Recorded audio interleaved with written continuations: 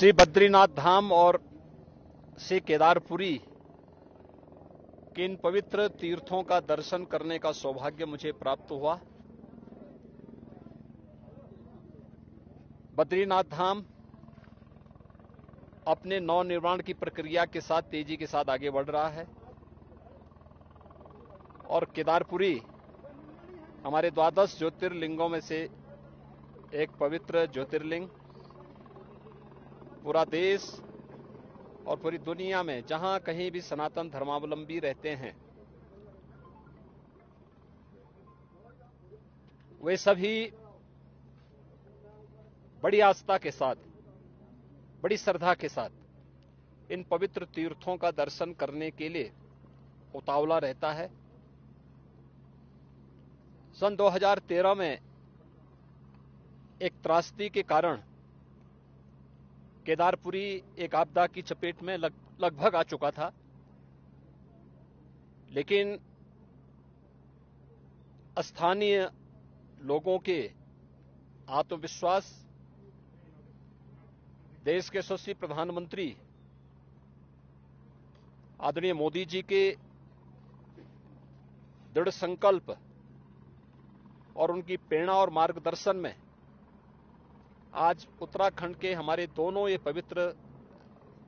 तीर्थ धाम एक नई आभा के साथ नए भारत की एक नई तस्वीर को प्रस्तुत कर रहे हैं। विरासत के प्रति सम्मान का भाव यही है। किस पवित्र भावना के साथ लाखों की संख्या में श्रद्धालु इन पवित्र तीर्थों में आ रहा है, वह हम सब के लिए एक नई प्रेरणा भी है और एक नए भविष्य की ओर हम सबका ध्यान आकर्षित भी करती है। स्वाभाविक रूप से समयबद्ध ढंग से मानक की गुणवत्ता को बनाए रखते हुए जिस तत्परता के साथ यहां पे कार्य चल रहा है, प्रधानमंत्री मोदी जी के प्रति उत्तराखंड के माननीय मुख्यमंत्री जी और उनकी पूरी टीम के प्रति मैं हृदय से आभार व्यक्त करता हूं, उन्हें धन्यवाद देता हूं। ये श्रद्धा का उमड़ता हुआ जन सैलाब ये नए भारत की नई तस्वीर को प्रस्तुत कर रहा है और सचमुच इसमें दृष्टि भी है, दूरदर्शिता भी है, इसमें पर्यटन भी है और श्रद्धालुजनों की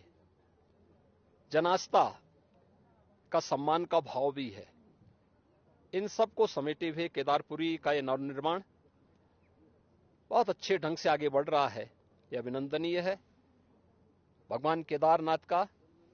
भगवान बद्री विशाल का आशीर्वाद इसी प्रकार से बना रहे, इस दृष्टि से आज मुझे यहां आने का सौभाग्य प्राप्त हुआ है और मुझे बहुत आनंद की अनुभूति हुई कि यहां पर दोनों पवित्र तीर्थों का दर्शन मुझे यहां पर करने और यहां के स्थानीय नागरिकों, पुरोहितों, तीर्थ पुरोहितों के साथ साथ व्यवस्था से जुड़े हुए सभी पदाधिकारियों का, जिन भी यहां पर आने वाले जितने श्रद्धालु हैं उनके मन में कितना उत्साह है, यात्रा की कोई थकावट नहीं। यही दिखती है